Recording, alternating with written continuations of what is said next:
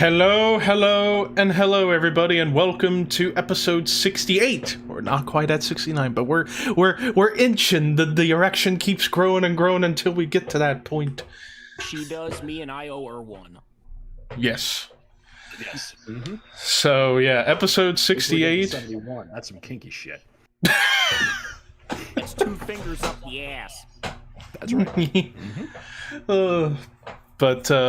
So yeah, episode 68, and yeah, it was just kind of ironic that we're doing an episode on the 20th anniversary of 9/11, and yeah, but yes, but I figured since we're doing an episode on the 20th anniversary, I figured, how about we do a patriotic episode about arguably the most patriotic wrestler of all time, Kurt Angle. Patriot? Patriot, yes. But Patriot. Sergeant Slaughter. So we're doing Kurt Angle 2006. Why 2006? Well, 15 years ago, and also very tumultuous year for Kurt, where he started in one place, went to another place, then to another place, and finally ended in another place. We'll get into all that in just a little bit. The deep south. Yes. Where you go deep or you go home. Let's just say he made an impact. Wink. Yeah. And he broke one of the major rules of professional wrestling, but we'll get to that later on. So, before we get started with everything, just as a reminder to everybody to subscribe to the Shadow Cold YouTube channel, considering we are 25 subs away from 100.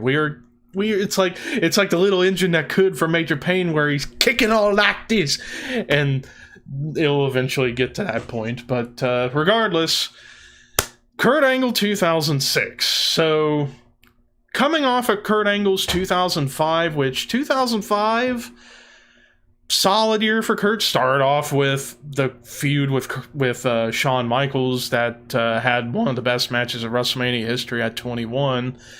Then came along the gutter slut angle with Booker T and Sharmell.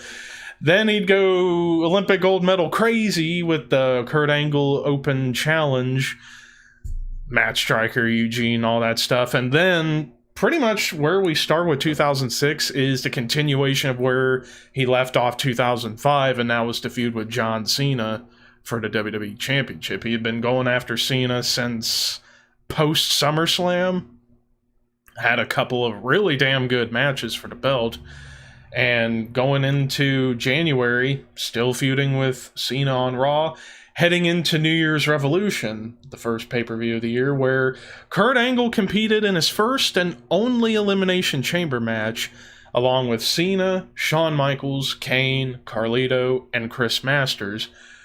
Really good Elimination Chamber match, but nowhere near the best in terms of chamber matches. In fact, most of us really remember this match for the cash-in post-match with Edge, not really the match itself. And now looking at it back in time, it's like, one of these things is not like the other. One of these things just doesn't belong here. Talking about you, Masters. Yep. Sorry. But yeah, and during the match, Angle would get eliminated by Shawn Michaels before Cena picked up the win, and then get cashed in on by Edge at the end of the match. So yeah, Kurt started the year still on Raw, but then we hit a bit of a twist in Kurt Angle in 2006. The January 13th episode of SmackDown comes around. Batista had to surrender the World Heavyweight Championship due to injury, and so that night, a 20-man battle royal was set to determine the new champion, and a surprise entrant is announced, and out of nowhere comes Kurt Angle with Daivari, who we had just seen on Raw. Now he's on SmackDown going for the World Heavyweight Championship, and actually win the belt by last eliminating Mark Henry. and turning babyface in the process and pretty much saying screw off to Daivari and leave him hanging and go back to being a babyface once he got the belt. Then we would get... Actually, and just to point out, this is actually a time when the brand split mattered. Yes. There was importance placed upon it to where you could conceivably be a heel in one brand, and all of a sudden, boom, babyface in another one, and you just accepted it back then because there was legit separation between the brands, the exclusive rosters and pay-per-views and everything else. Yeah, and then after post-winning the belt, Kurt would have his first title defense at the end of the month at the Royal Rumble, in the main event, no less, against Mark Henry. And the match itself... There's a reason for that. Yes, and we will get to that in just a second. But yeah, the match itself between Kurt and Mark... like the Angle Mark matches, I was never a big fan of because they just never clicked. They never really clicked. And you would think, Mark Henry, he can go with the right person, and you thought... You gotta remember, this is still... I can't say early on Mark Henry, but this is not the Mark Henry what he would be just a few years later. He was true. He was still coming along somewhat. Yeah. But just not yet. Yeah, and also not to mention he had just come back earlier in the month anyways, after... From what? 2 years? 13th injury? Yeah. 13th injury or whatever, because it always seemed like... Because he debuted in 96, and then from that point to here, he was injured more times. He probably had more injuries than matches at this point. And nothing against Mark, but facts are facts. Yeah. Yeah, so after Angle retained the title against Mark Henry, and the reason why they put this match last is because post-match, gong, out comes the Undertaker on a chariot, one of the coolest entrances Undertaker ever had. And this was the first time you'd seen Taker on television since the month prior at Armageddon when he beat Orton in the Hell in a Cell. And Taker comes out, belt signal, lightning, down, ring breaks, and Taz, holy shit, guard, what the heck is going on? I love how they completely screwed that censoring up live. You clearly hear him say, holy shit. That 5-second delay wrong. Yeah. Yeah, but... And you can see Kurt in Kurt's face, his reaction, like, oh my god, what the hell is going on? I just shit myself. I bet Taker probably thought backstage, did I make you shit your pants? Almost, but not quite. But yeah, this would start the program for the next couple of months with The Undertaker, and pretty much restarting their feud. Like, these two hadn't really had any interaction in like 2.5 years up to this point. So we get to No Way Out the following month, and we get Kurt Angle, Undertaker for the World Heavyweight Championship. And we've talked about this match to death on the channel. Fantastic. Probably the best match in wrestling that year.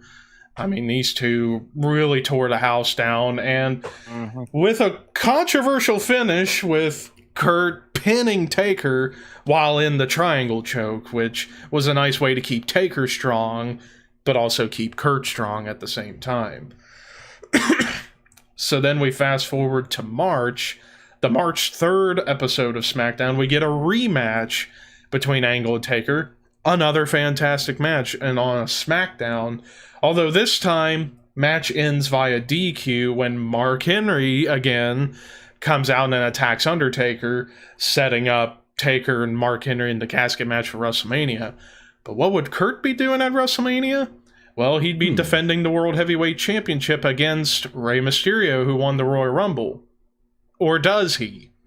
Because around the same time, we get the start of the Randy Orton-Rey Mysterio program, the highly controversial program where Orton brings up the infamous quote, Eddie's down there in hell, and yeah, looking back on it, it's like... It's poor taste, bottom line. Yeah. It just is. I'm sorry. And believe it or not, some people actually thought that it was all that Eddie's whole death was a work because of that line. I heard that too. I remember hearing those stories. It's like it's a work, and he's gonna come back. Yeah, and that's the mentality of so many wrestling fans. You know, it's just like nothing. They can't believe anything they hear. They can't believe anything they see. It's all a work. You know, they're trying to get me again. They're not going to get me. Guess what? Mm-hmm. Yeah. So instead of it being one-on-one Angle and Mysterio, it's going to be a triple threat match, Angle, Mysterio, and Orton. Now, to be fair, Orton needed to be in a big program for this show, and this was probably the best possible option for him. Well, originally, Orton was supposed to face Batista. So they wanted to keep that. But at the same time, you have all these other things, so... And originally, Kurt Angle was supposed to face The Undertaker at this show. Yeah, and we forgot to mention that. Yeah, the original plans, Angle Taker for Mania, and Taker actually wanted Kurt to end the streak, but Vince immediately shot it down. So, and in hindsight, it was the right thing to do, because, we'll get to that. Mm-hmm. Yeah, it was the right thing to do. But so we get the triple threat at WrestleMania. It was a pretty good match, but the problem was the match only went 9 fucking minutes. If the match was double, it would have been a fantastic triple threat. But no, we gotta make time for Tori Wilson, Candice Michelle. I mean, don't get me wrong, both chicks are hot, but for crying out loud. That's the greatest match in WrestleMania history, so I don't know what you're complaining. Is Arthur Jones out there? Is he putting it over too?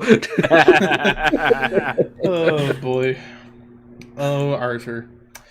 But regardless of the time it was given, they took what they got and made it work, and it was a pretty good triple threat, with Rey Mysterio winning the title by pinning Randy Orton.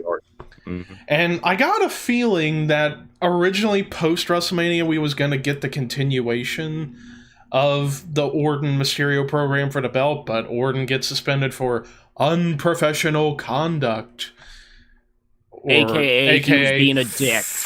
Yeah, smoking a joint backstage. Shitting in the wrong person's bag. But regardless, so what does Viper shit smell like? But International shit smuggler. Oh god.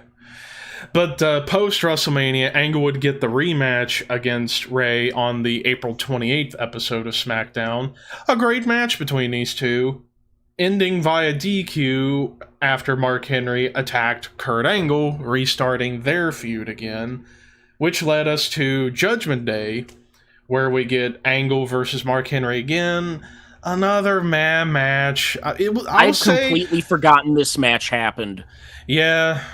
I will say the match was a little bit better than their Rumble match, but that ain't really saying much because both matches just sort of blend together in some ways. And it was probably an opportunity for them to see if Angle could help Mark, elevate and get better. That's what you do. You got to do that. You got to test some of these talents out. Mark had been there for like 10 years at this point and hadn't done much, constantly getting injured. It's like, okay, kid, we got to make something of you here. If we don't do it now, we're never going to. We're paying you a shit ton of money. We got to get back for our investment. Not getting a return on the investment, exactly. So it's like, Kurt, get this fucking guy in shape. Work with him and get him to know what he's doing. Yeah. But Angle would defeat Mark Henry to end their feud once and for all. But then we hit yet another twist and turn in Kurt Angle in 2006. Because around this time, ECW One Night Stand is about to happen for their second time. And to coincide with that, ECW gets revived as a third brand for WWE. Now, looking back on it, it was a terrible idea to do a third brand at this point because it's like, good fucking lord. And if you're going I understand why they did it because of the success of One Night Stand, of the DVD and the first one. Mm-hmm. More money. And the whole story's there from the Rise and Fall of ECW DVD to the Paul Heyman DVD that Shane McMahon was going to buy it out or whatever in 2000. It was going to become an internet-only thing. And All of a sudden, it's like, hey, licensing comes up and we'll buy a pay-per-view. We'll buy this. We'll get into this. And all of a sudden, it's a moneymaker, possibly, for the company. And lack of competition, honestly, lack of competition going on in the world of wrestling for television, naturalized television. What else could they do? Hey, let's just make a third brand. It'll be wonderful. And yeah. I mean, we could do a whole episode of like how we would have booked the ECW brand and all this and that, but that's another episode for another time. But so yeah, this was around that time when ECW was coming back. And on the May 29th episode of Raw, it's announced Kurt Angle is drafted to the new ECW brand. And this was around the time where Kurt was starting his Wrestling Machine character, being less comedic, more badass, which honestly, Kurt kind of needed at this point because he'd been doing the comedy stuff for so long. And at this point, Kurt being Teflon to the fans, you know, no matter what Kurt was going to do, the fans were going to love him. If I'm not mistaken, New Year's Revolution is where he cut that promo where it's like, I can say this to the fans, I can do this, and he names different examples. It's like, it doesn't matter. These fans will still cheer me. Yep. So, and the new brand needed star power, so... Yes. You know, who better than Kurt? Yeah, exactly. At that point. Although it's hilarious because he turned down ECW 10 years earlier. Very true. Very true. And also the year before, he was a part of the anti-ECW crusade at One Night Stand 05. Your mother taught me how! Exactly. You suck dick! You suck dick! Your mother taught me how! Clip that. Flip that, bitch. Son of a bitch. Your mother taught me how! I walked right into that one. Yes, you did. Can you imagine? Hold on, I'm just picturing Terry in the middle of the Hammerstein ballroom with people yelling, sucking my dick at him, and him just looking around clueless, just... Why are you saying this to me? It is not something I would like to do to any one of you simple-minded losers in New York City. Maybe you do all that with each other, but I am from Texas and we do not do that to other human beings. Clip that. Maybe sheep and cows, but not human beings. Moving on. See, the fans would never cheer that to Terry Funk because Terry Funk is God. Right, exactly. But so Kurt goes to ECW and in early June issues an open challenge for the second One Night Stand pay-per-view in which Randy Orton accepts. So we get Orton Angle in a program for a month and we get the match at One Night Stand. A really good match between these two. And also this time Kurt Angle got his brand new theme song. Yes. Oh, yeah. So that the fans didn't chant, "You suck" anymore. Yeah. It's funny how they do it, but yeah, it's like you listen to it, just sounds so disjointed. But hey, it was what it was. But yeah, Angle would defeat Orton at One Night Stand, and then at Vengeance later in the month, they would have a rematch, another really good one, but this time Orton picked up the win.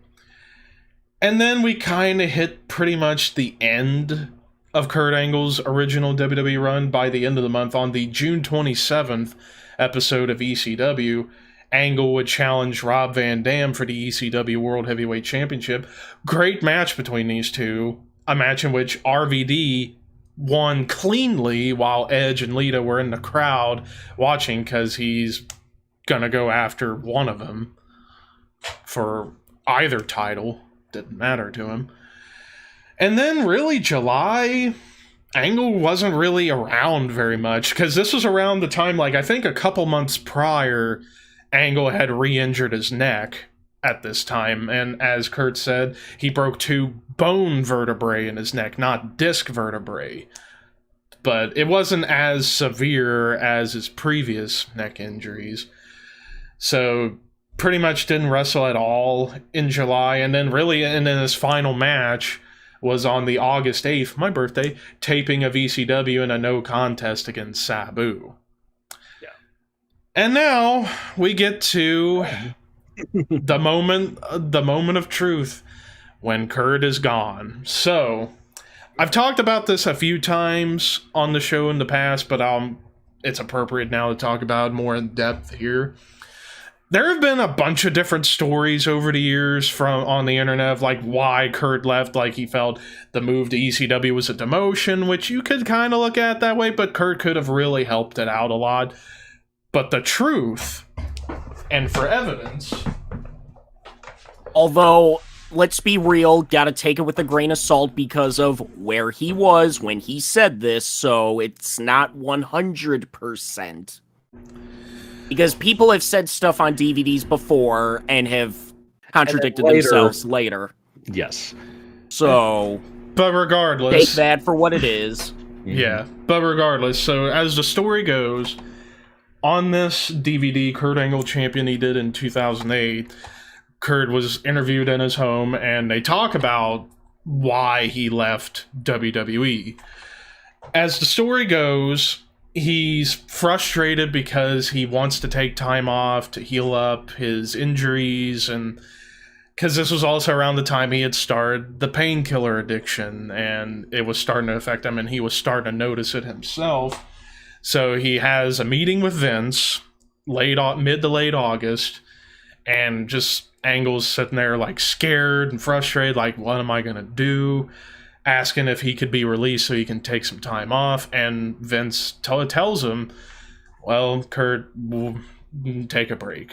We'll release you, take 6-8 months off, come back, and we'll give you the same contract we gave you before, and it won't be a problem. And on principle, that was agreed to, until Kurt's leaving the office, and Vince stops him and says, but Kurt, I want you to remember one thing. An Olympic gold medal and a cup of coffee doesn't mean shit to me. And Kurt's furious and basically storms out and says, okay, fuck this. I'm going to go to TNA, because around the time he talks to Jeff Jarrett and Dixie Carter, and they gave him an offer he couldn't refuse, working less dates.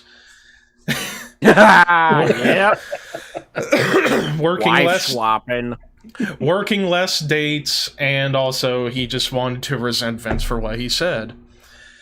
So, pretty much late August, early September, Kurt's gone from WWE, signs with Total Nonstop Action Wrestling. Which was a huge risk because of huge Kurt's risk, yeah. The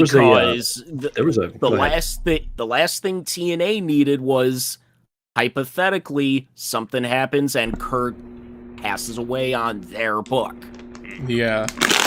It was also the story that Kurt told on the on the Broken Skull sessions there with Steve Austin, that we was having those conversations with Vince. There's that one time where he's standing there and he's in so much pain and he's had so many problems, taking the pain pills and so forth, where he wanted that break. He pulls his freaking pants down completely and shows how bruised up and messed up he is, all in the mid areas there. He's like, I need to take time off to heal this.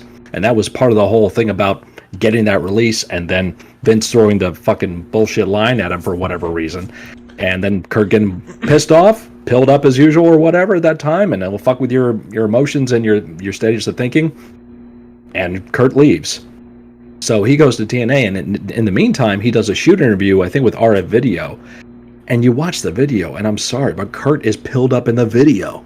He's slurring his words, he's all like, he can't focus, he was really tired, okay? And it wasn't because he wasn't sleeping, let's be honest here.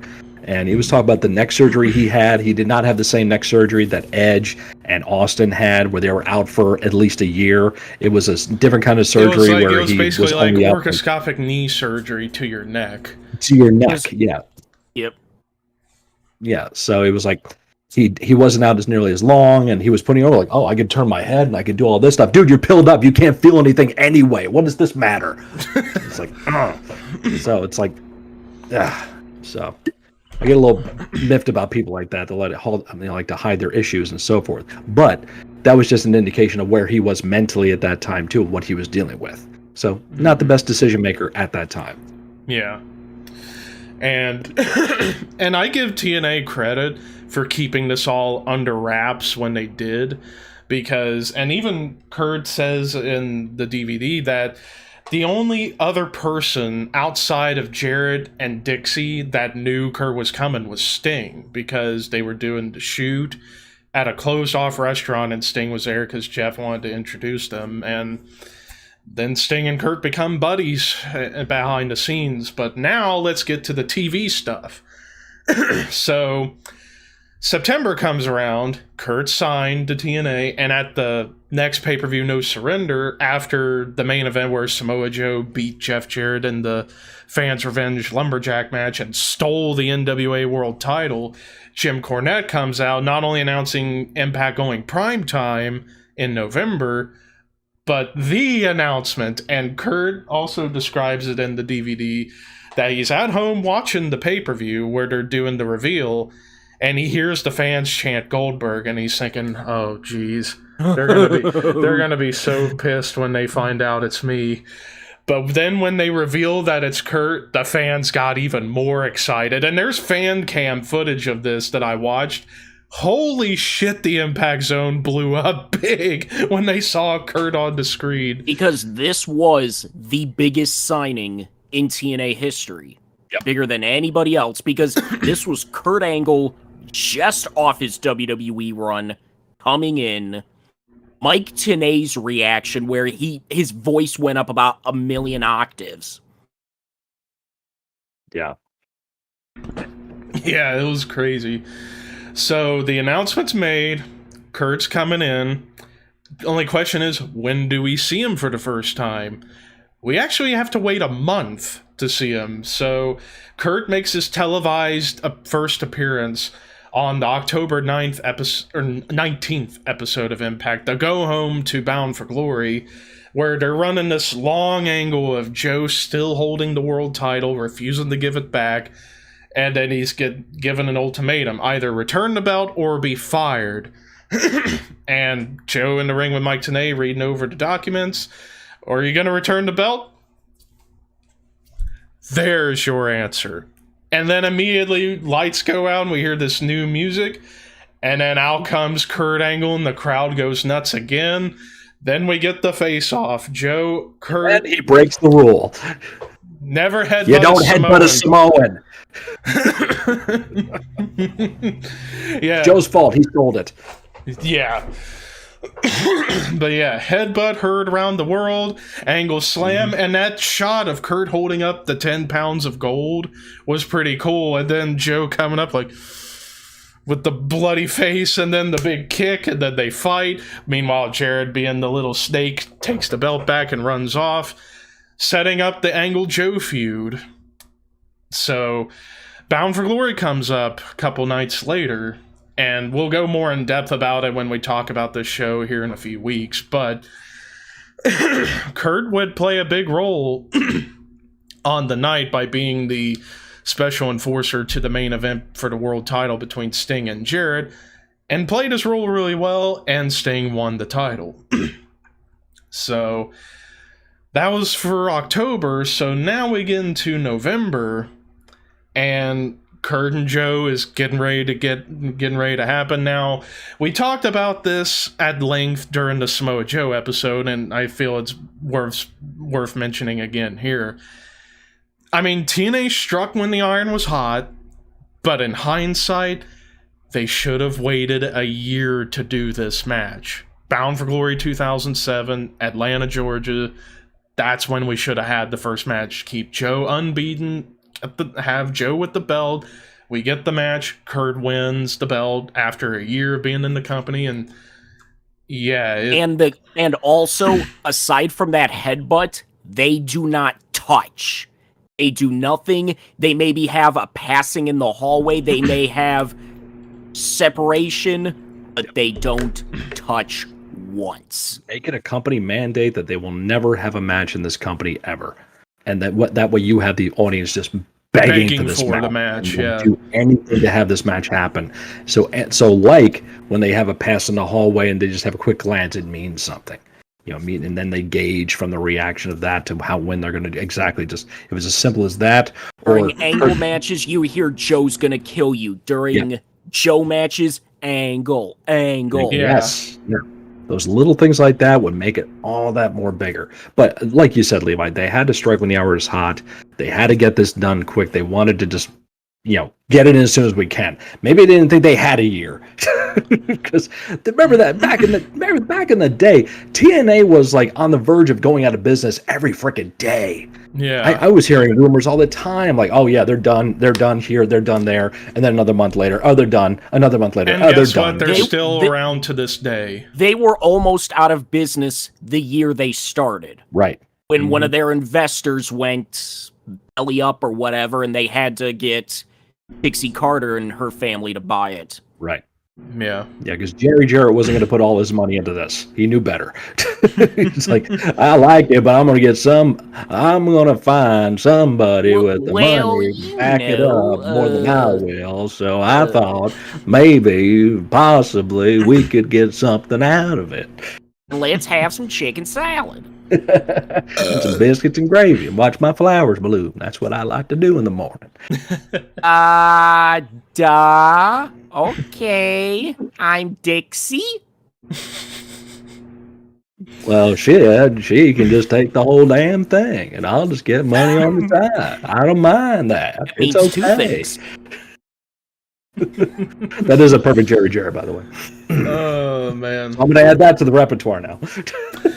And to be fair, biggest pay-per-view buy in TNA history, Angle Joe won. Yeah, yes, exactly. Yeah, as great a business as it did, just like we said in the Joe episode, imagine if they'd done like we said, waited till Bound for Glory, they could have got 100,000 plus buys and maybe 15,000 people in that arena, or in a bigger arena in Atlanta.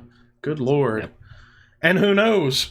Who knows? Maybe from that, they could have had a consistent run of going over 100,000 buys instead of the typical 30 to 50,000 range that they typically 20,000, 15,000, maybe 30,000 on a good night.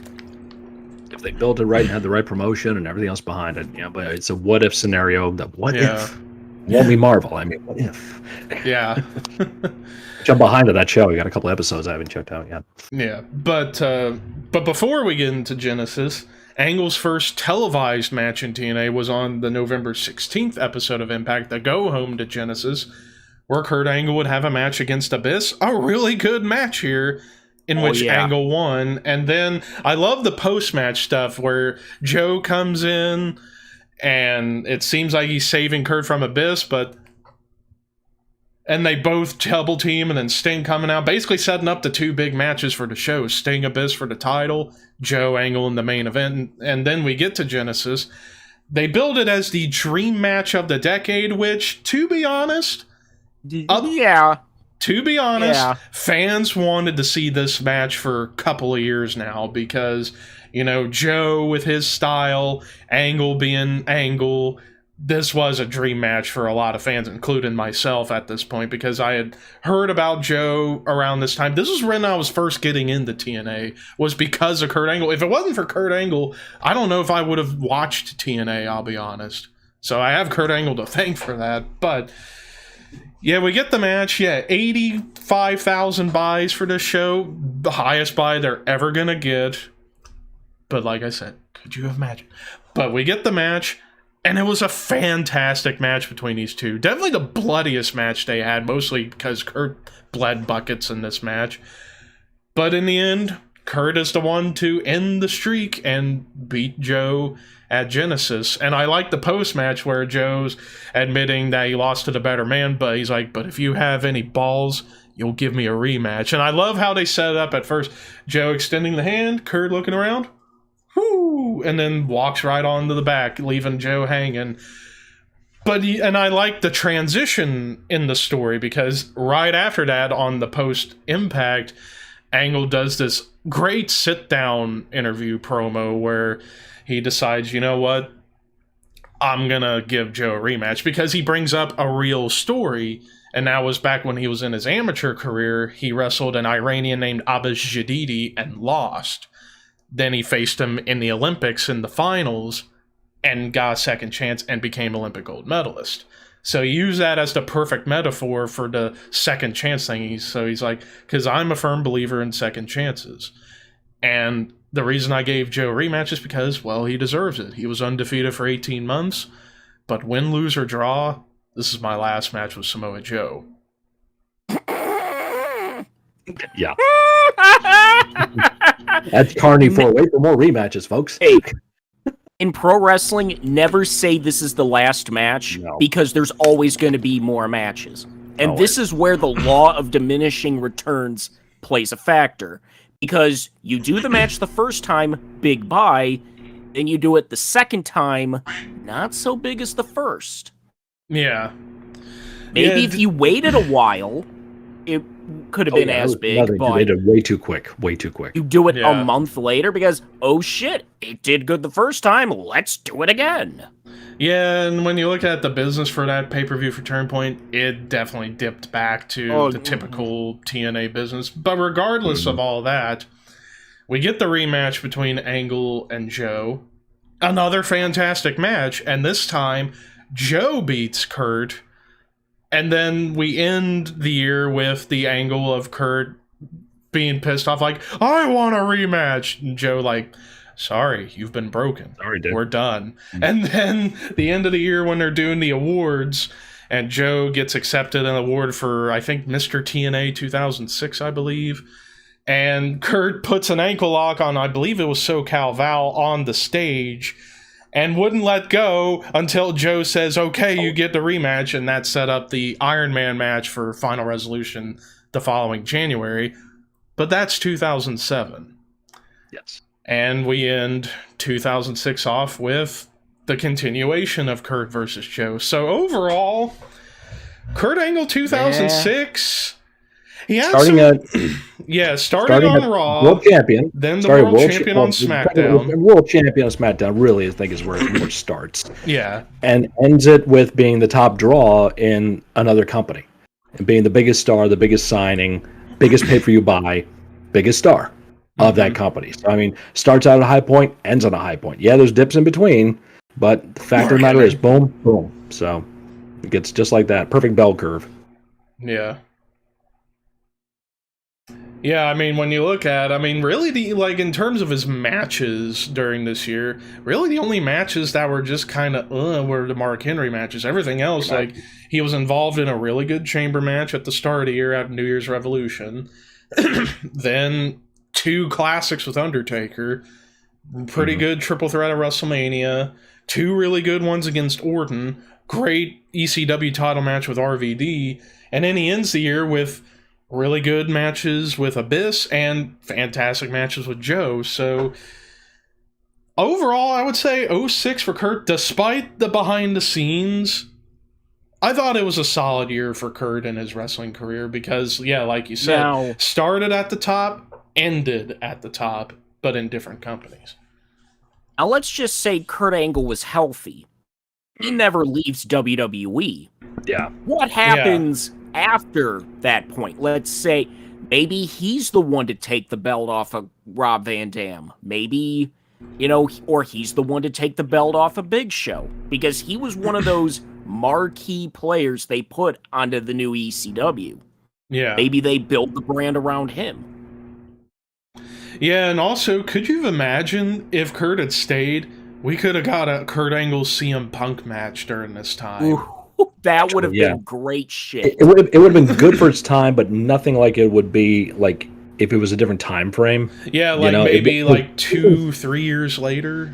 This is 2006, 2007 Punk, where he's over, but he's not crazy over. Yeah. So it's like it'd be a different paradigm, basically. Yeah.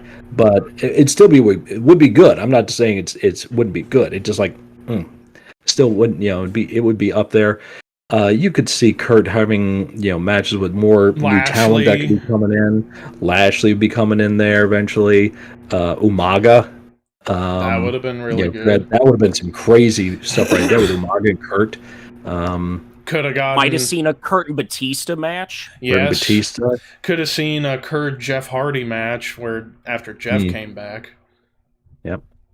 Who else is coming out of developmental at this time? I'm trying to remember.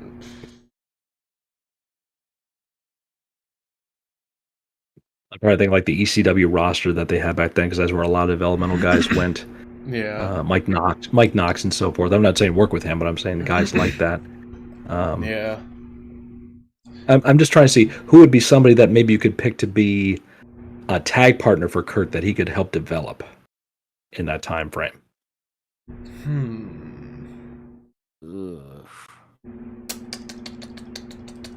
Don't know. Yeah, because I could have said Lashley, but then that'd be to the point like, well, how are you going to have them lose? Yeah, it wouldn't be a good tag team. Good matches, yes, but one would have to turn on the other, and it'd be Angle turning on Bobby. So. Yes. Right, and yeah, kind of formulaic. But I'm just saying, if there was like a talent at the time, who else could have been out there to work with him? Maybe he could have worked with Kenny Dykstra, maybe? Because he was coming out of developmental during that That's time. true. Or if they had brought Nick Nemeth, Dolph Ziggler up in a more wrestling type angle, because don't forget, Nemeth is a hell of an amateur wrestler. He's a top-notch amateur wrestler. He's not Olympics, but he's top-notch amateur. And state records. And state records, exactly. So if they had, another guy that has backgrounds like that, Santino. Yeah. If they didn't label Santino with the comedy gimmick, he has wrestling and fighting background. So there's another like young talent that they could have paired with Kurt to become a tag team, or they could have put Nemeth and Kurt as a tag team back then. I just remembered a big one. Kennedy. You could have had a Kurt Angle, Mr. Kennedy program. That would have been really good. Yeah, because as good as our program in TNA was, just imagine if we could have got it here instead. See, by the point they feuded in TNA, Kennedy was a much better worker. That's true. That's true. Can you imagine? He was good in WWE, but better as time went along. Yeah. Yeah. Could you imagine if Angle turned out to be Vince's son? Oh, Jesus Christ. That they could have done that. They could have that. They could have, but oh god, but then you would have to backtrack and be like, well, wait a minute. In 2000, in 2000, incest law. Luke and Leia. But see, they would have had to use continuity, and continuity in pro wrestling makes absolutely no sense. Yeah, it's a mutually exclusive. So, wake up, Levi. It's not that bad. Knowing Vince, that he probably would have done that. So, Kurt, you're my son. Oh wow! I am the father of an Olympic champion. Yep. And I never brought up that you were sleeping with my daughter because. Oh god. This is good shit. Oh my god. Oh my eyes. Oh Jesus. But see, that would have made Kurt versus Shane the greatest brother versus one of the greatest brother versus brother matches of all time. There you go. There you go. Writes itself. Whew. It's been a family rivalry the whole time. But yeah, I'm trying to remember like other guys that in between like say like 06 and 09 that Angle could have worked with if he was healthy and stayed. Because ECW wouldn't have been a forever thing. He would have gone back to Raw or SmackDown. Probably could have worked with a Morrison. Yeah, I think they would have had great matches. That would have been interesting, yeah. Definitely. Sheamus. Sheamus, that would have been really good. That would have been really good. A young Sheamus and an experienced Angle. Yeah. That would have been something for you. And you could have always gone back to an Undertaker or a Shawn Michaels. Or even a Cena program, especially Cena, because he had gotten better as time went along. And as really good as their matches were in 03 and 05, imagine how great they could have been in the late 2000s. 08 or 09. Yeah, they would have been. They could have gone back to Orton. They could have gone back to Triple H. Edge. They also could have started Angle with a young Drew McIntyre. Yes. The chosen one Cody Rhodes, the Chosen One versus Kurt Angle there. I mean, that whole thing would be great. Cody Rhodes would have been great. Yeah. Yeah. There's a lot of possibilities. As we're thinking about it, more talent coming up there. Like, love to have seen this match. Love to have seen this match. Mm-hmm. Then on the opposite side, what would have happened to TNA without Kurt Angle? That's true. That is true. Samoa Joe would have been NWA champion in 06, maybe. Right. Yeah. Because it was a year late. It was in 2007. The NWA pulled. Yeah. After Sacrifice 07. Yeah. Yeah. Yeah. Kurt was the final guy to hold the belt, though it was stripped from him on the following Impact, and then the TNA World Title came up. Yeah. So, but yeah, imagine if, oh Lord, what the if? Possibilities are endless. It's all what ifs. Yeah. And fan fiction, if you will. In an alternate universe. Yeah. Yeah. And also that means that Jeff and Karen would have never met. Hate to keep going back to that, but it's true. Oh, it's true. It's damn true. So does that mean somebody on the WWE roster would have been married to Karen? Maybe. Mrs. Karen Orton. Triple H dropped Stephanie for Karen. Nah, that wouldn't happen. That's moving down the ladder right there. No. Yeah. Mrs. Karen Calloway. Undertaker, yes. Undertaker. Yep. Yeah. Given her personality, Hornswoggle. Given her personality, I don't even know how even Jared could stand to be married to her. I don't get that at all. She probably does something very, very special. Very special that Jill never did. Rest in peace. Yeah. Jill was a good Tennessee girl. Karen's a hoe bag. Not that there's anything wrong with that. That was wrong. I should have said that. Sorry. Not that there's anything wrong. I mean, there's anything wrong with being a hoe bag. I'm just saying. Yeah. She's probably a very nice woman who has special talents. Well, she does admit she doesn't have a gag reflex. Levi went there. He said that one, not me. Hey, she said it herself. She admitted it herself. That just means she can watch 2006. That just means she can watch certain matches and not get sick. That's all that means. Yes, Sean, we know. Mrs. Karen Hickenbottom. that would have been a massive step down from Rebecca. That would have been a massive step down. Jesus. Mm-hmm. But anyway, my Hold buddy, on, no. My buddy, Mrs. Karen Henry.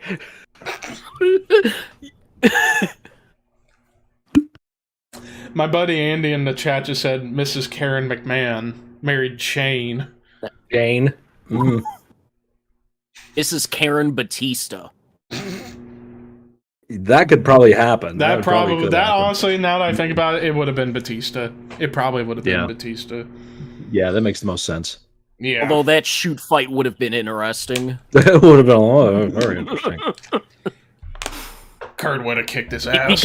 Because in this case, it's like, Jeff was Kurt's boss. Batista is not anybody's boss. No. Yeah. But that was Kurt Angle 2006. There you go. Yep.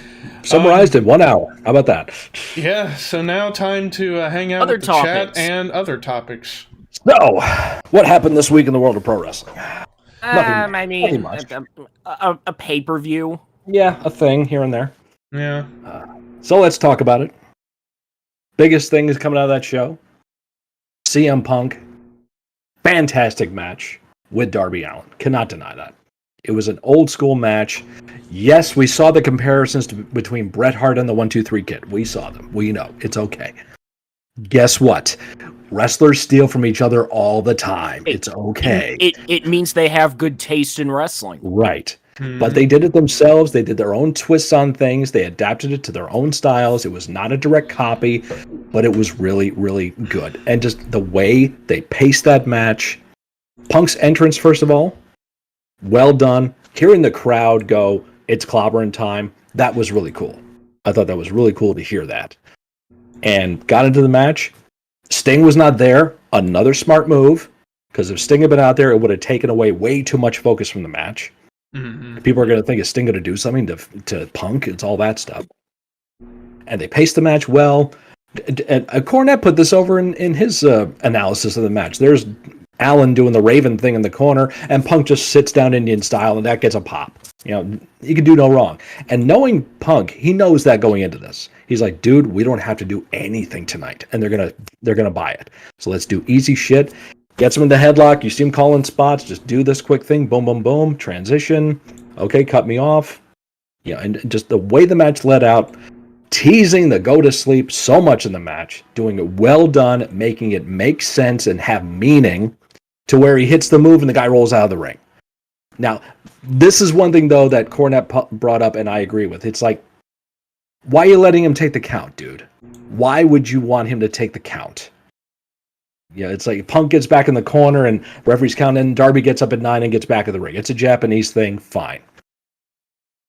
And then they transition back again. Punk hits GTS, 1, 2, 3. Crowd goes nuts. Handshake after the match. But let's be honest here, and I think I touched upon this last time. Nobody thought Darby Allin was going to beat Punk that night. Okay? So the false finishes they had that where Darby was up on Punk were not as like energetic or as loud as they could be if you had somebody that people actually thought could beat Punk. That's just honesty. Regardless, though, that's a minor nitpick to a great match. And it's going to be remembered for a long time. So for that more than makes up the promo, in my opinion, about introducing him properly and having a good match. Did good business, got Darby over more. That's all you can do. Before the main event happens, though, what other major shit happens that night? I'll go back to James on this, because he actually watched the pay-per-view. I watched, I paid for it. Paid for it, yes. Ruby Soho, former Ruby Riott, debuted. Yep. Wins the Casino Battle Royal because, ranking system. Yeah. So she gets introduced there, and I think Bryce Rumsberg was the referee, and he gave her a hug. They're all Shimmer friends. Yeah. So, Lucha Brothers and Young Bucks. I really enjoyed their cage match. Yes, it was normal spot fest, but hey, if you're gonna have one of those on this night, this was gonna be the match to do it. Right. It's a Bucks match, and you know what you're gonna get. So, what it is. Miro Eddie Kingston had a really good opener. That it was a good hoss fight. Yeah. The Paul White QT Marshall match was quick, and that's what it should have been. And was it Kojima and Mox was kind of a waste of time? It too was short. Fine. Yeah, we got Minoru Suzuki afterwards, right. And they fucked that up on TV. That should have been the pay-per-view match. It should have Suzuki and Moxley, given the time. Yep. Yeah, I don't see. I think, no offense, big fan of Kojima and all that stuff. A lot of respect for him. I met the guy and all that stuff. But let's face it, nowadays Suzuki's more over than Kojima is. Let's just face it. Okay, at least in American style of watching wrestling, watching New Japan, Suzuki is way more over in the American perception than Kojima is, even though Kojima is the better wrestler and has had way more accolades. No offense. And then, but again, that should have been, James said, that should have been the match on the pay-per-view, not on TV for free, and they fuck it up. So. And then Britt Baker and Chris Statlander was actually a pretty good match. It's the best I've ever seen Statlander, which isn't saying much, but it was still pretty solid. Britt Baker, one of the better women's wrestlers, the best outside of Thunder Rosa in that company. Altogether, is an overall package, one of the better ones in either of the major companies right now. And then, of course, the main event. Yep. Which we knew Kenny was going to retain. Like, Christian beat him to get the Impact title off of him, but you knew Kenny was going to win. Then, what happened after the main event? We get not one, but 2 major debuts. Yep. You tease Adam Cole. Oh, you tease Adam Cole's going to do something, then he joins the Elites, and then out comes Bryan Danielson. Mm-hmm. Now, for me, it just seemed like Adam Cole's introduction was diminished because of Bryan Danielson. Yeah, I would agree on that. You know, I understand why they feel they need to have to do that all at once.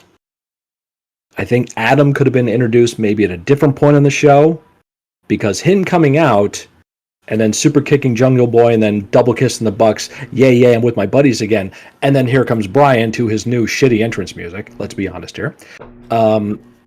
It kind of was like, it's Adam Cole. Fuck, it's Bryan! And it was like, Adam Cole, yeah. You know, yeah. I understand it's nitpicking again, and I understand the promo that Adam did on TV this past week was nothing to really write home about either. But still, I mean, Bryan was the big surprise they were waiting for. Like, Adam Cole was a nice little bonus, but it was like the old ECW days. You know, if you heard the story from Jim Cornette when he talked to Chris Candido. You need a surprise. Need a surprise at the ECW arena. Why? Why do you need a surprise? Well, we always have a surprise at the ECW arena shows. If it's always a surprise at the ECW shows, it's not a surprise. You know what's going to happen. So every pay-per-view needs a surprise now. Right. So it was like and all this was because of timing issues. It was because all these guys and ladies all got released around the same time frame. So they're all able to come in at the same time. That's why. That's why you had everybody coming in at this time. In Adam Cole's case, his contract ran out and he was free to show up whenever. Yeah. Mm-hmm. And I mean, the anticipation of either one or both showing up actually worked because it broke 200,000 buys. That is true. Which, let's be real here, that's a big fucking deal for AEW. It's no promotion outside of WWE has hit 200,000 buys since WCW in late 1999. Yep. TNA Impact have never done that. Never. It's like we just talked about TNA's best buy was Angle Joe 1. That didn't even hit 100,000 buys. Nope. AEW has hit 100,000 buys every time except for once. Yep. So. Yep. So all the momentum is right there on AEW's side, but I'm sticking to what I said before, that I don't have much faith in Tony Khan to keep that going. I might eat my words, and I'll chow on him anytime I want to. That's what she said. But we'll see what happens. And it's amazing. I just saw WWE was offering Bryan to work the G1 as well as being signed with WWE. And you heard Bryan, he was happy in WWE. Yep. And he was offered a great deal to do other things, and he still went. Because Adam Cole was happy in WWE, and then he still left. Because Adam knows that, we all know that if he went to the main roster, he would not have been used in the same capacity. Vince would not see him. This story going around about Adam Cole was pitched to be the manager for Keith Lee. I'm not buying that shit at all. Unless they were doing a Piper thing where he comes in as a manager and then becomes a wrestler. Because remember, that's how Roddy Piper came into the WWF in the first place. Yep. He was managing David Schultz and those guys, so that's how he's introduced. Fine, that makes sense. But the idea that Adam Cole is just a manager of Keith Lee and that's it, that doesn't make any sense. You have to think that these are ideas that are being thrown out against the wall to see if anything sticks, to see if it leads to another idea that can work. That happens all the time in pro wrestling. I've done that. All people do that in the business. You keep throwing ideas out. Adam Cole could probably being offered about $1 million. Do you think WWE would pay $1 million to somebody and just have him be a manager? Right. The other thing with Bryan, too, that he did state in the interview is that, as James said, he loved being in WWE. They took great care of him. He retired. They put him in the Hall of Fame. He went through his own rehab. He got better. He got cleared. They let him back in the ring. But he said Vince is too protective of him. Because Vince knows that kid, one slip up, he's done. Yeah. One fucking slip up. I'm serious here. One fucking slip up, that kid's done. Okay? Excuse me, man. And that could happen in AEW. It I mean, that could have happened in WWE as well. Which but is now why that Vince was so now protective. that Now, you know, we'll see. it's I mean, like nobody wants to see we it don't happen. want to see it. We don't. No, but we don't want to see it happen at all. I mean, how many injuries have there been on the AEW roster? Yes, and Brian. Let's also came to the fact that Brian is a different worker than he was back when he was American Dragon Brian Danielson on the Independents and Ring of Honor and all that stuff before he became the big star he was. So he's learned to work better and work smarter. Mm-hmm. If we start seeing and talk now, yeah, wow, what a concept. Mm-hmm. So, like, take out the top rope headbutt. You don't have to do that. Take out the top rope drop kick. The way he lands the damn drop. Remember he did that one time on Raw or SmackDown against Orton, and they stopped the match because he got that stinger and he couldn't. And that's what led to the neck problems that led to the surgery. That led to the argument that him and Triple H had in the back. Because Triple H is the one that stopped the match. And even after the match, Randy grabbed Brian and was like, no, it's okay. And they go to the back, and him and Triple H and Brian have a big argument and stuff, and he's ready to fight him. Because he was so, like, pissed off that you don't stop my matches. Well, you're fucking hurt. And that was probably a wake-up call to Brian. It's like, oh, shit, I got to change my shit up. Because that's what happens. That's how you learn to work in wrestling. You get hurt. When you get hurt, you can't do this stupid shit anymore. So then you have to figure out, how do I actually do this? So, you remember Go ahead. Yeah. No, what you continue. Well, I was going to say, remember when Jeff Hardy and Matt Hardy were doing a lot more crazy shit when they were younger? And then guess what happened? They started getting hurt a lot more. What do they do? Back off. I better learn to develop my character so I get over with that instead of the crazy moves I do. What a concept. Wonderful, yeah. and then Jeff with the face paint and stuff. Yeah. Mm-hmm. So we haven't seen Brian wrestle yet on television or pay-per-view. Once we see him wrestle, we'll see where he's at in-ring style work-wise. Because he can do the exact same thing Punk is doing, bring it down to its most basic level, and do it better than anybody else. Because I think we know where he may be going first, because fuck the rankings. Yeah. It might be going right away to him and Kenny. And if anybody can tell Kenny, look, you're going to work this way. Shut up. Listen to me. We're going to put on a fucking great match. Right. It's Bryan Danielson. It's Bryan. Mm-hmm. So. And that leaves potential now as I'm thinking about it. Let's say they put the belt on Bryan.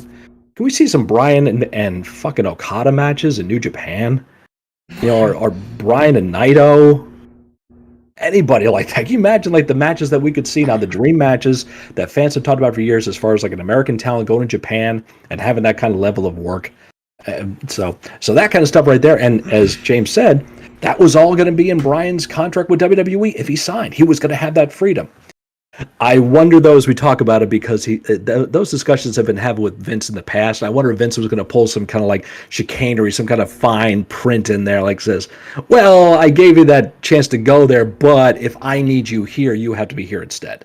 Right. Because that was something that Scott Hall was negotiating with Vince before he jumped to WCW. He was like, I'm not making more money, Vince. I'd like to make more. What can I do? Well, I think you're doing fine. I don't think there's any problem with that. Well, what if you let me go for like 15 weeks? Let me go to Japan. Let me work there and get their money, and then I can come back here. It's like, oh, the minute you're over there, I need you here, and all that stuff. So who knows if those little details are in there? I'm just speculating, of course. But so I feel like the Adam Cole, getting back to the Adam Cole thing, it was kind of diminished in the fact that they had two surprises back-to-back like that. If Cole had come out maybe at a different point in the show, maybe if he started the show, and just came out right there, that would have been a huge moment for him.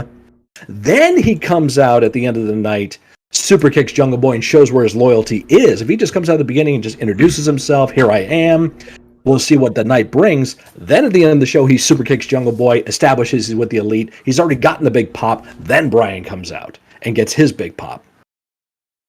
It's like, because I know they didn't do an opening video package or whatever, have like a 20-second whatever of scrolling up camera, somebody holding a book, and close, and it's Adam Cole. Just doesn't say anything, like story time with Adam Cole, baby, or whatever the hell. Yep. And it's start with that. Right. So, but again, speculation, obviously, All In was a success, huge success. And that can't be taken away. So what does WWE counteract with? Something pretty fucking cool, in my opinion, and that's the Demon. Yep. Demon coming back on SmackDown. Demon coming back. You're noticing how SmackDown has really started to become the better brand. I mean, the major brand, because there's a lot better stuff happening on SmackDown than on Raw these days. Yeah. And also, last night's SmackDown was the highest grossing SmackDown of all time. Not just in New York, but ever. And again, the show started in 1999. Yep. The math. Yeah. So. And not only with the Demon back, Brock Lesnar showing up too. Lesnar come back. Yep. And both segments had who in them? Roman Reigns. Yeah, Roman Reigns. Roman Reigns. Yeah. So it tells you the star power that Roman has geared. This thing is pretty cool now. Doing this, Oni Lorcan, you're welcome. He put the tweet out, and Oni Lorcan put a tweet out. It's a picture of Roman and the Usos doing the one thing. That's what Oni Lorcan's been doing on his entrances since he started with NXT. He's like, I'll let it pass. So it's awesome. So. Yeah, but I did watch the Brock promo that he did. I'll say he's gotten a bit better, even though he said few words. He's gotten better at not losing his voice cracks.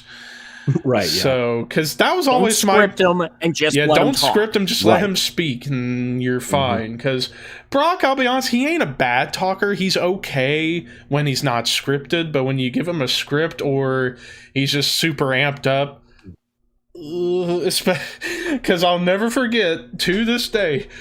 In the build up to Triple H at Mania 29, he goes, "Let's do this."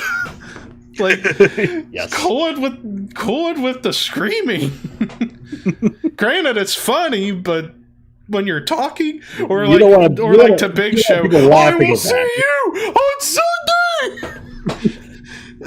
Hey, Paul, say something stupid. Oh.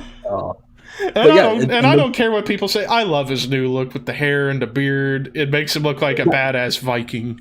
That was one fun thing that Michelle and I watched the clips after the fact, because we don't have cable, so we can't see the show. But we see that there was the Roman thing, and then Brock comes out. It's so weird to see the two of them face to face, and both of them had the freaking man bun thing going on. It's really weird to see. They both had beards going and the weird hair going. It's like, really? It's like, this is. Why didn't you? Hey, Paul, why didn't you tell him I was going to be at SummerSlam? Oh. You fucked up. That's all I had to say, and the whole fucking crowd got all over it. Oh my God, it's amazing. It's making for a great build to the eventual Roman Brock match we're going to get. Before Roman fires you, give me a shot at him. Yes. I'll give you 5 seconds. 5 seconds. 5, 4, 3, 2. Sorry, Drew. 3, 2, 1. Yeah, I'll give you till 1. 1. I did. Oh God! Don't at me about this. But Brock picks up Paul. I screamed out, "Flying Jew!" Clip that. Clip that. It's okay. Clip it, please. I'm cool with the chosen people. It's all good. Shalom. But because he is okay. He's a Jewish man. There's nothing wrong with that. Oh, by the way, happy birthday to Paul Heyman. Yes. Oh yes. Happy birthday. Yes. 56, I believe. I'll take a yes on that. Probably he's up there. But doing the best work of his career this last 10 years. And he got to put over Brock and did the old promo, and the crowd was right there with it again. The last 20 years, minus that little bit of time where I betrayed you, but it's okay. It's been 20 years. That never happened because he's not here anymore. And then with that show, we fast forward to the end. Roman hooking the front chantry there on Montez Ford, and then dun dun dun dun, and the fucking crowd blew their fucking wad. Holy shit! I am going to say this. I put this over, I think, last week on the show. Vince, Bruce, Paul, boys, look at me now. Look at me now. Look at me when I'm saying this, please. Don't fuck this up. Put the belt on the Demon, okay? Just do it one time. Just do this, please. Don't fuck this up. Roman needs another gem in his Infinity Gauntlet. That's what I'm saying. Don't let it be the Demon. Let it be Finn Balor. Let Demon beat Roman. I would not be mad at this. Have the Demon beat Roman for the title. We get a rematch where Paul Heyman negotiates. It's Roman Reigns against Finn Balor, and then Roman beats Balor and gets the title back, and then he can drop it to Brock at WrestleMania. Go ahead. I still think you gotta keep going with Roman's run as champion, because you've already had, Brock's made the challenge. So he's gonna make that challenge and you're not gonna follow up with it. All right, then what about, I'm speculating here. Doesn't mean it has to happen. Let's say the Demon beats Roman, wins the title. Next month's October, they're going to Saudi Arabia. The Demon versus the Beast, and let Brock beat the Demon for the title there. Bring it back to America, and you got Brock and Roman, with Brock holding the title as babyface, going into WrestleMania against Roman. So you got Brock as Hogan, old school style, against the incoming heel. As a possibility. They've changed titles over in Saudi Arabia before. Yeah. So all different ideas, and of course, I think it was last week or whatever, WrestleMania is probably going to be 2 nights again. It is. Yep. Yeah. Which that's going to be an accomplishment, getting 100,000 2 nights. Yeah. Mm-hmm. Yeah. It's going to be quite something. And we'll see, if they can fill it. We'll see what kind of situation we're at in this country if they can fill it. They may only be able to do 50,000 in that building come March. And apparently, Wrestle Kingdom's going to be 3 nights. Yes, it is. Damn. Yeah. Now we're getting ridiculous. Wait a minute. 3 nights? I got a great idea. Let's make WrestleMania 7 nights. Mm-hmm. Such great shit. Yes. I almost did a video on my channel about this, and I screwed it up in the logistics of it, but I thought they could have done WrestleMania as a whole 2-night event, but make it a Festival of Champions weekend where every title is on the line. And I just mean Raw, SmackDown, NXT, and NXT UK. You could have those too, because you could pre-tape matches, you could intersplice them into live match feeds and all that stuff, and each night you just have Granted, it would be 18 matches over 2 nights. It's nine matches, which I think my math is off now with the amount of titles they have. They may have 19 or 20 now between all 4 brands. But let me look it up. Look it up, man. Because they're constantly changing stuff. I think actually at the time I did this, the women's tag titles had not been introduced yet, or the NXT women's tag titles hadn't introduced yet. So I think they may be 19 now. Because I think my video had 18. The video was never put up, so nobody's ever going to see it. But because you could have every match is a title match. Yeah. And also you could bring in, you could have dream match scenarios in this case. Mm-hmm. You could have, whoever as a champion against somebody challenging them. So yeah, you could cross brands. You could have Walter versus Roman for the Universal Ilya title. Dragunov versus Samoa Joe. There's 21 titles. 21 titles now. Okay. That includes the $1 million title and the Heritage Cup. Okay. Mm-hmm. Okay. So even that, if you didn't include, and is the 24/7 title included in that? Yes. It is. Okay. Let's say you took the 24/7 title out because that's not really defended in matches. That's 20. That's 10 matches per show. It's 2 nights. That's still a lot. But, so great idea. Might not be good in execution, but who knows? But WrestleMania, Night of Champions. Mm-hmm. Weekend, Festival of Champions. So, yeah. But then to the other big topic of what happened to Triple H over the week. Yeah. Oh. Cardiac event.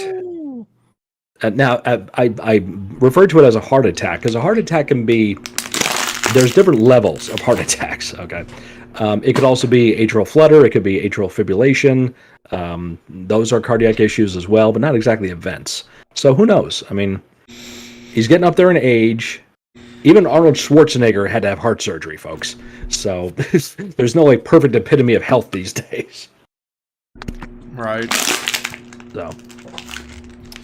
But yeah, like I was going through my Twitter while at work, and I saw something about like Triple H in the hospital, and I thought for a second, "Oh shit, is he dead?" But then I saw that he had surgery, successful surgery, and that he'll recover pretty soon. And I was like, "Oh, thank God." Which explains why Vince wasn't at Raw. Right. Yep. Explains a lot of stuff like that. And so to the people out there that think Vince and Triple H are at war with each other behind the scenes, Vince wasn't at Raw because he was there to be with his son-in-law. Okay? Yeah. Let it go. Yeah. But just thank God that he's alright. I haven't heard any more about the rumors of Vince and Bruce taking over NXT and all that stuff. Has anyone else heard any more about that? I mean, we got the new logo and the new intro and all that stuff. It's going to change up the look of it. Fine. Because, I'm guessing they're going to try to brighten it up because let's face it, it's a pretty dark building. The CWC is a pretty dark arena to have shows in.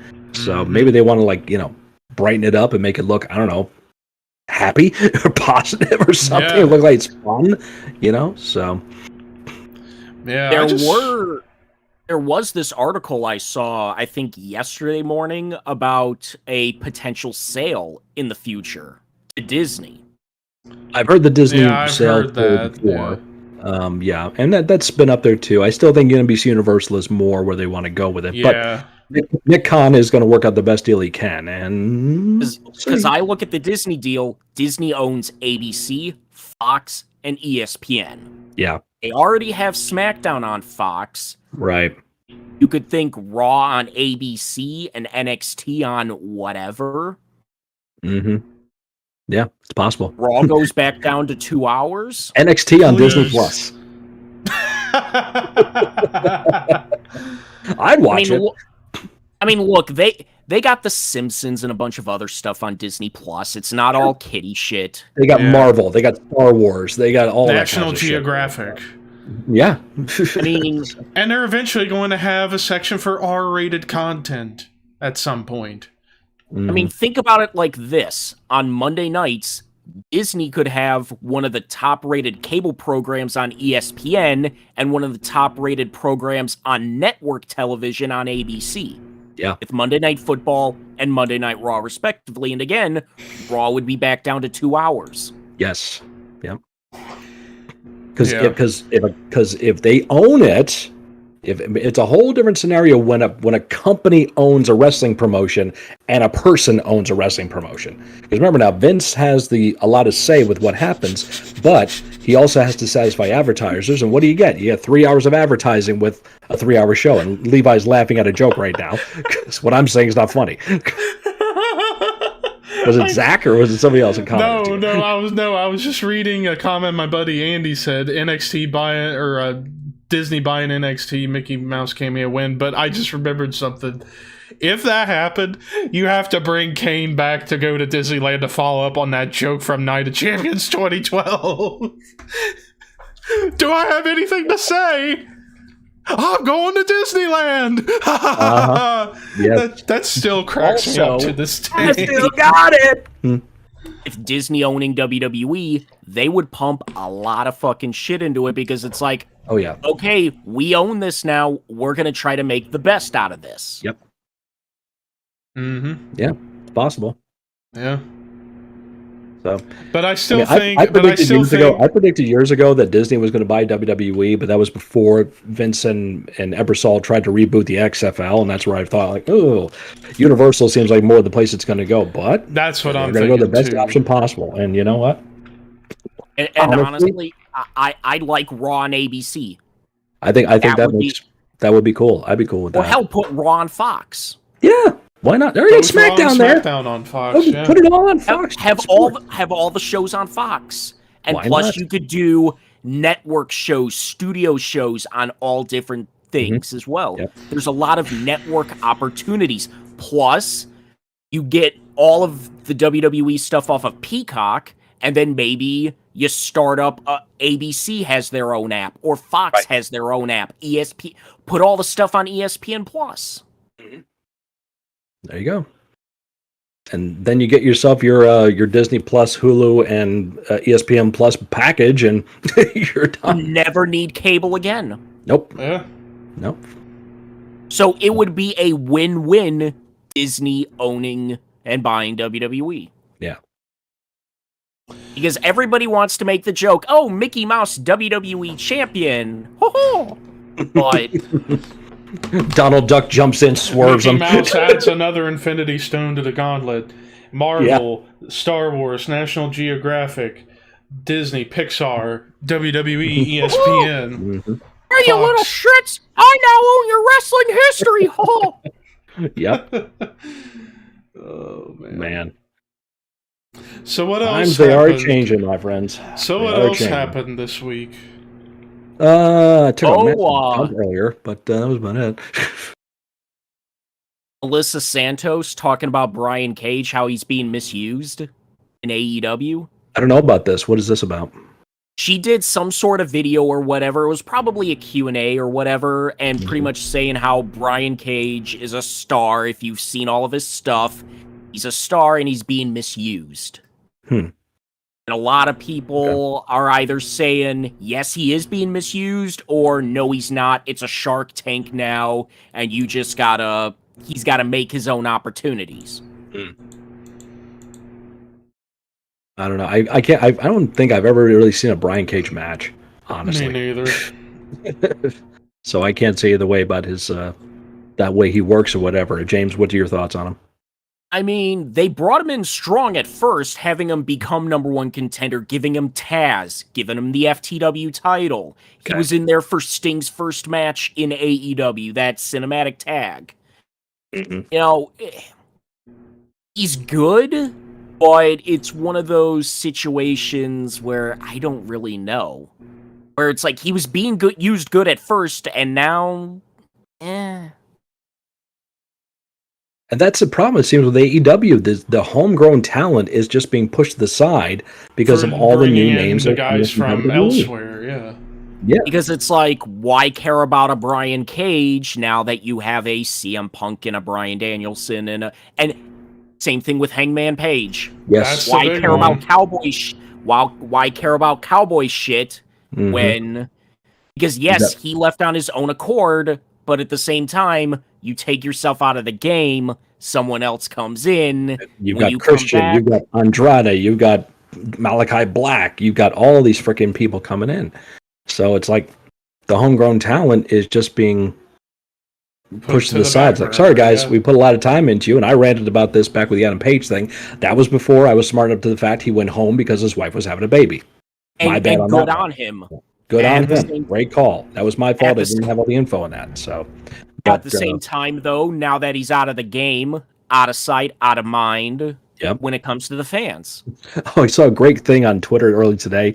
It's AEW logo, CM Punk, Colt Cabana, not this coming AEW Dynamite. Lawsuit money on a pole match. Yeah, that's another guy that did absolutely nothing with an AEW is Colt Cabana. At some point, you have to have some sort of confrontation between those two. Yeah, you got to. You must. I said that way back when I thought when Punk showed up, the first guy he would interact with would be Colt, the guy he has legit history with, and everybody knows it. So let them air their grievances out there in the fucking ring. Let them go ahead and get it out of their freaking systems. Then they go in the back and hug it out. Hug it out, bitch. Yeah. Damn it. So, all that stuff going on.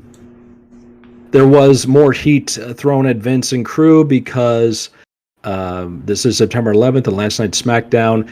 Thea Trinidad, a.k.a. Zelina Vega, was to have a tag match, but it got pulled off the show because Seth and Edge apparently went long, and the story, of course, goes that Thea's father, unfortunately, did die because of 9/11, and she was not given a chance to showcase stuff on television, so people are pissed at Vince because the match got pulled. It's live Shit like TV, this, folks. it happens. That shit happens. I'm sorry. It happens all the time. Yeah.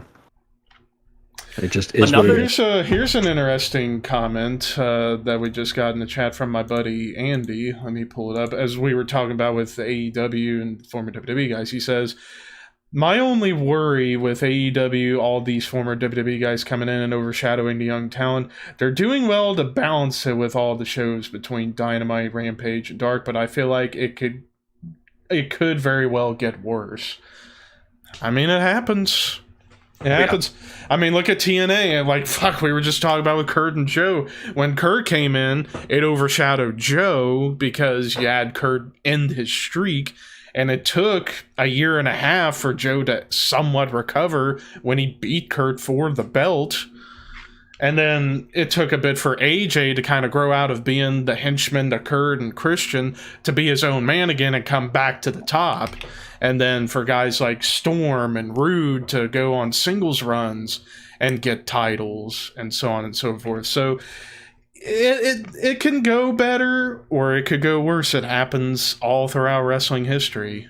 You know, the way I could see it, it's like, yeah, right now with like Punk and Bryan and Adam and Andrade and everybody coming in, yeah, the attention's going to be on them short term. Long term, if they can figure out their shit, Tony Khan, then you could start using the homegrown guys to take the former WWE guys' spots like you would see in TNA after a while, where you saw, yeah, Kurt, Christian, Booker, Lashley all come up. Eventually, their spots were taken by the homegrown talent because they would start building them up, and there you go. That's only if Tony Khan can figure his shit out. At some point, we need a CM Punk and MJF program. Yes. Yeah, that'll probably happen.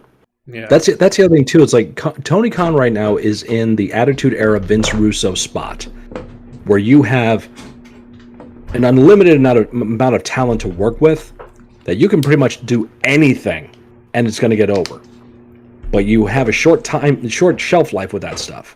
Eventually, you have to start building new talent. If you don't do that on the back end, when all your toys start getting worn out and they're not cool to play with anymore, you better start making sure you got new stuff to start pulling out. Because if you don't, we'll just bring in more talent. There you go. Mm-hmm. But also, this week, did anybody see the Mick Foley video? Where he WWE, we have a problem. That video. Yes, I heard about it. I read a snippet from it. But yeah, so thoughts on it? I think Mick's looking at it strictly from the wrestling perspective, rather than from the business perspective. I think. He's saying that all the talent now, they're all. If I'm not paraphrasing it incorrectly, and I apologize if I am, he basically made it sound like everybody now wants to go to AEW. That's not true. It's like AEW is where wrestlers want to go now because they think they're going to have complete freedom to do whatever they want. And in a sense, that's true. And also in a sense, that's not a good thing. Mm-hmm. Because when the inmates run the asylum, guess what? WCW. It ain't going to last long. Yeah, WCW, exactly. So just because this crew is younger and brought up in a different way doesn't mean they don't have egos, doesn't mean they don't have their own intentions, doesn't mean they have their own ideas they want to have happen. Cody.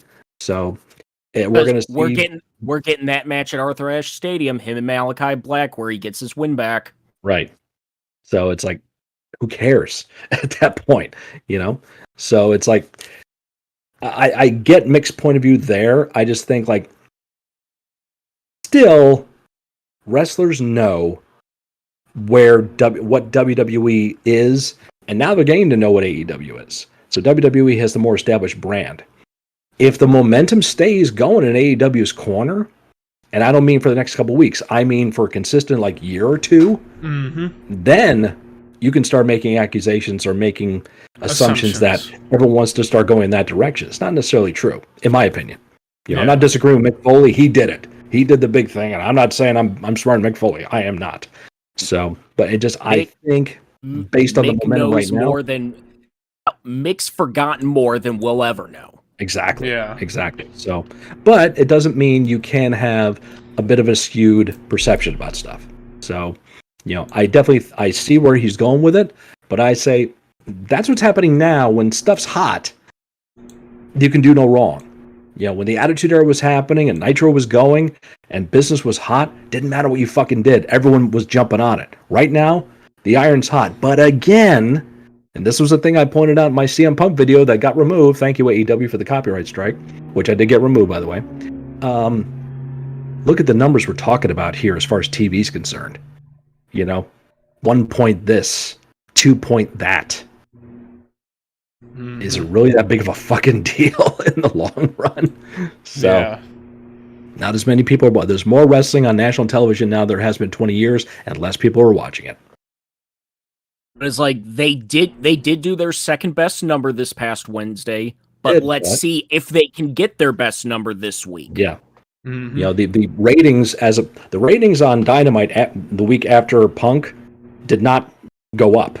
They went down. Right. So it's like, all right. The Wednesday after a pay-per-view, it's after a pay-per-view. But now, let's see what happens. Let's see. And look, I hope AEW can do good, because when other places do good, that means WWE needs to also start doing good. Right. Look what happened in the 90s. When WCW started doing good, WWF started doing better.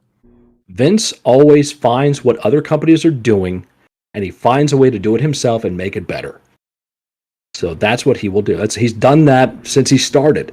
He knew the crew that he had of wrestlers that he bought the company were retiring or going away. So what does he do? He cherry-picked from all the different promotions, all the different territories, the best talent. Yep. Okay, now I have the best talent. I don't want to do studio wrestling, but that company in Texas, they got like this 6-camera setup and they're in this big arena. I'm going to do that, but I'm going to brighten it up. I'm going to make it bigger. I'm going to make it look even better. And there's this new thing called pay-per-view out there I've heard about. I'm going to start seeing if I can get more wrestling on pay-per-view than anybody else. So now he leads the trend, and then everyone jumps on board, where he has the momentum and the leverage to say, oh, that other company's having a pay-per-view same night as me? Well, if you carry them, you can't carry WrestleMania, which is going to make your pay-per-view company a lot of money. Then he has the pull and the strength to do that.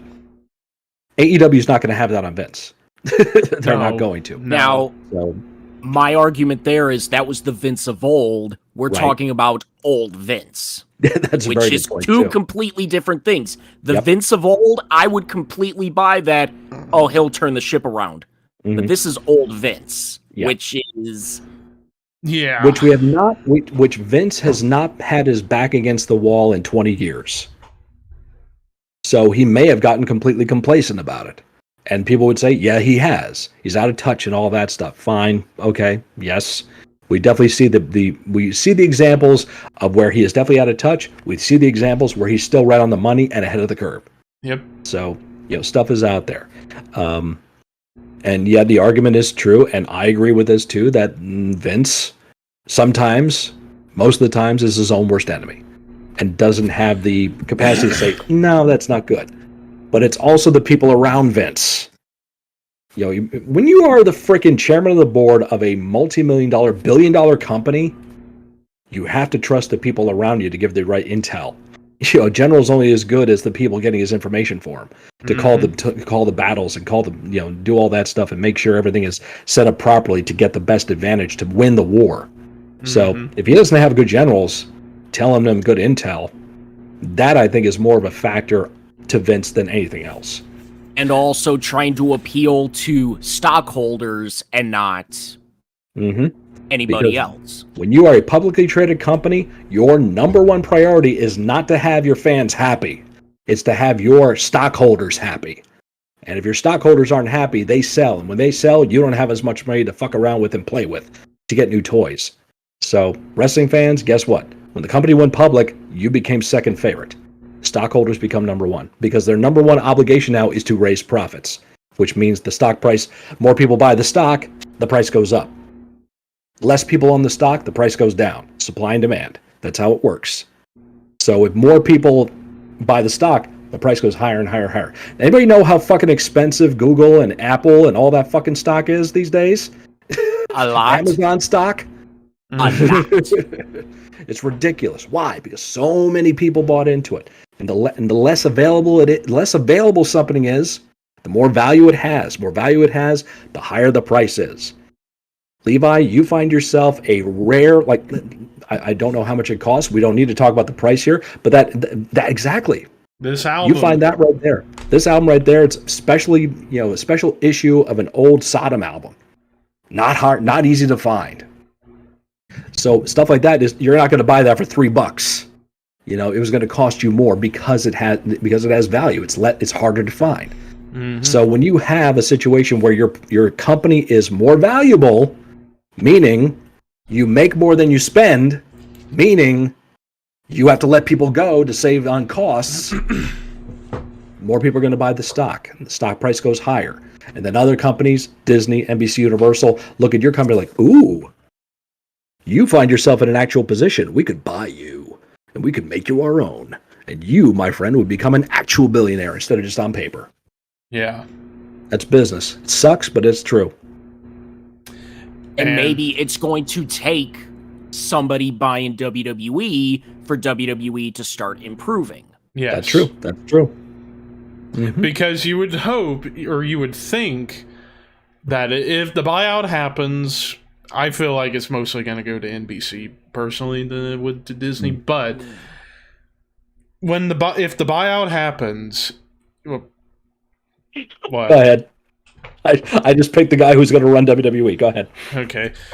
You would think that, like, NBC or whatever would look at how it is now with the current people running it and think, okay, you guys have been down in the dumps on television. We need to clean slate and start anew. We need the best people to make this the best possible thing out there, meaning putting the right people to book the shows and the right people to agent the matches and all that stuff. So you would think that with a buyout like that NBC or Disney or whatever would look at the company and think to themselves, okay, we need a fresh coat of paint here. And with that, the guy I would have all the confidence in the world to run WWE if Disney bought it is the guy who made Marvel the top cinematic draw it Kevin was, Feige? And made The Mandalorian the best fucking show on television, Jon Favreau. Oh. Give Jon Favreau the book. So Sasha Banks would be the main event. Dude, you know it. Yes, Sasha Banks on The Mandalorian, which is fantastic. So, Favreau's the goddamn king. Or if Kevin Feige were in charge, put Batista in the main event forever. Kevin Feige, yes. Feige would be fantastic too. So, yeah, give those guys the book. That's what I say. Favreau and Feige. Favreau and Feige. We are still a couple of years away. Mm-hmm. WWF comes back. World Wrestling Favreau. World Wrestling Feige. World Wrestling Feige. WWFF. Yep, there you go. And with that,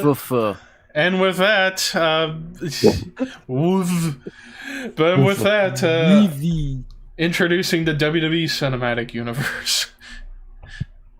There you go. And with that, I think that's a good way to wrap things up. So before plug time, a quick reminder of the upcoming schedule. So next week, episode 69, is going to be our review of ECW Anarchy Rules 1999. And then in the final week of the month, we're going to come back to the top 10 list, and we're going to pick up where we left off 2 months ago. We're going to do top 10 best wrestling heels of all time. And that includes wrestlers and managers and stuff, because you can't do the list justice without them. No. Yes. It'd be incomplete. Top 1 and 2, in my opinion, are not full-time wrestlers. So. And then as far as October goes, the first week of October, ironically, we brought it up briefly, we're going to review Bound for Glory 2006, a show James was at in person. Then the week after that, similar to what we did tonight, we're going to talk CM Punk 2011, where he started as the leader of the New Nexus, ended the year beginning his long WWE Championship reign. A cult of personality. Yep. The week after that, we're going to cover No Mercy 2001, because it'd be the 20th anniversary of that show, and it was an underrated show. Then the week after that, another top 10 list. We're doing the top 10 bloodiest matches in WWE history. Why WWE? Well, if we did an all wrestling, it would be nothing but Japanese matches, and that wouldn't be fair. And then, day before Halloween, we're going to be doing a Halloween Havoc. And which one? Spin the wheel, make the deal. Sting, I knew you'd come. 1992. That shitty show. Why do we do this to ourselves? Well, we could have always done the year before and done the Chamber of Horrors. We could have done that, yeah. So, and then Scott, remind us what's to come in November. Do I have that? Let me see if I have that listed here. I may not have that. Yeah, I do. One second. All right, so for November, because it's November and it's Survivor Series season, we're doing all Survivor Series top 10s in the month of November. So the first week of November, we're doing top 10 favorite Survivor Series main events. The week after that, we'll be doing top 10 Survivor Series disappointments. Then we're doing top 10 Survivor Series teams. And then it's not really Survivor Series, but still tag team orientated, and it's top 10 tag team specialists. So you can all start getting your list ready and go along with us as we give you ours on those shows. Yep.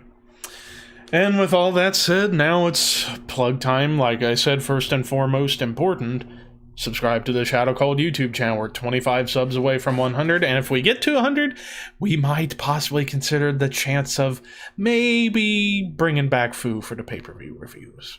See. No promises. No promises Exactly. made. Nothing written in stone. All right, Scott. All right, well, my list has increased in the past week, so forgive me. So you find me on YouTube under It's Mr. Scott, where you get reactions, reviews, and all kinds of fun stuff right there, so please go to my channel and subscribe. You find me on Twitch under It's Mr. Scott, where I jam out on bass, and I play songs, and I improvise to drum tracks, hang out with cool people, and just like to chill with everybody out there, so please stop on by the Twitch channel. I'm also on Twitter and Instagram under It's Mr. Scott, and I just opened my own Patreon channel. Yes, I do have a Patreon now. It's patreon.com/itsmrscott. There are 4 different tiers, different benefits you get on those different tiers there. Top tier is the best, I think, for your money value, because you get exclusive footage from me. You get stuff, you get my reaction videos before they go public, unedited, so if I screw up, you see it.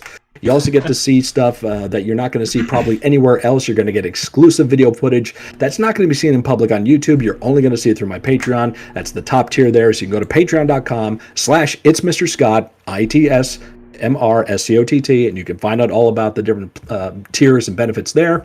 You also find me and our good brother Walt Ball, who once again can't be here because of his wonderful work schedule, as part of the Necrocasticon podcast, where we do horror and heavy metal.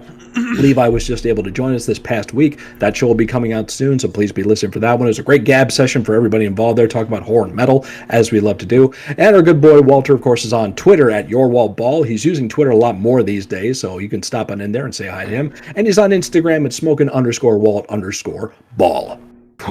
Got it all out. James. You can find me on YouTube at We Are Pro Wrestling, where I just finished talking about Lex Luger's WCW career from September 95 to March 2001.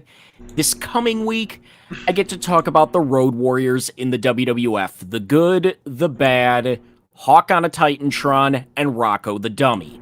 And then the week after that, I get to talk about the Steiner Brothers in the WWF.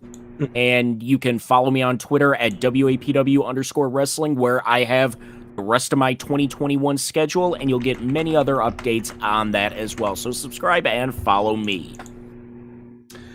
And finally, you can subscribe to me on YouTube, ThrashManiac99, as been on a roll with my metal stuff as of late. My Iron Maiden reviews almost got 100 views. I thank you guys for that.